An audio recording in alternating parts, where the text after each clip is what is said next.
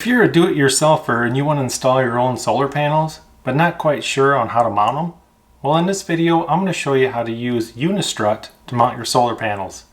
I'm going to show you where my garage is at, and I've got a couple panels up on the roof already, so you can see exactly how I mounted them and exactly how the panels are mounted to the unistrut. Now, I've already installed several on my house, but this project is about half done, so I can give you some good detail on what it actually looks like. Now, if you want to go to your local Menards or Home Depot, you can get unistrut in 10-foot lengths.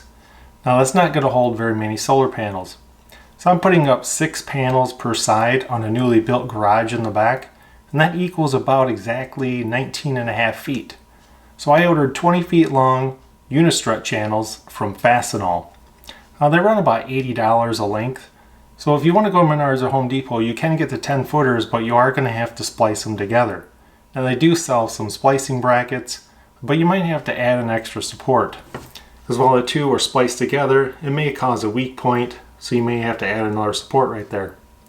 But if you want the longest channels, Fastenal does have them, and Fastenals are all around the country. Run about 80 bucks a length, and we're going to go out and I'll show you exactly how I have these mounted, so by the end of the video you might have a little more confidence in getting these mounted yourself. Now, this is the south side of my house, and I've mounted 12 panels over here. I also have some on the west side, but this is where I use the unistrut. On the west side I use some different mounting brackets that I don't like quite as well. So let's go take a look at my garage and you can see exactly how these work. I'm going to climb up on the garage and give you a really good close-up, but this is what it looks like from the ground. You can see the unistrut sticking out there from the end, and you can see the support brackets that are mounting it.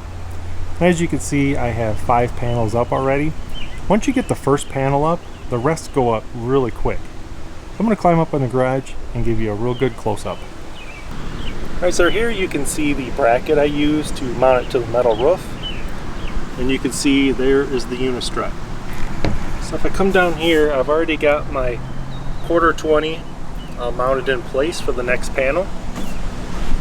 If I come over here, you can see there's my T-bolt holding down the panels. Now I'll show you on what the end bracket looks like. It's slightly different. It's more like a piece of angle iron. Right there is the end bracket.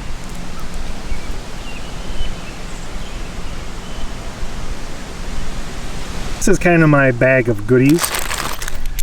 Here's the end brackets. And here's the T-brackets to go in between. And here's the spring nuts for the unistrut. And then I have some, I believe these are 2.5 inch long 1/4-20 bolts, hex head to hold them down. So I'll put links in the description for all the stuff I'm using. Now, once you want to tackle your own DIY solar project, by the time you're done, you'll realize how easy it is. Hope this was helpful to you, and thanks for watching.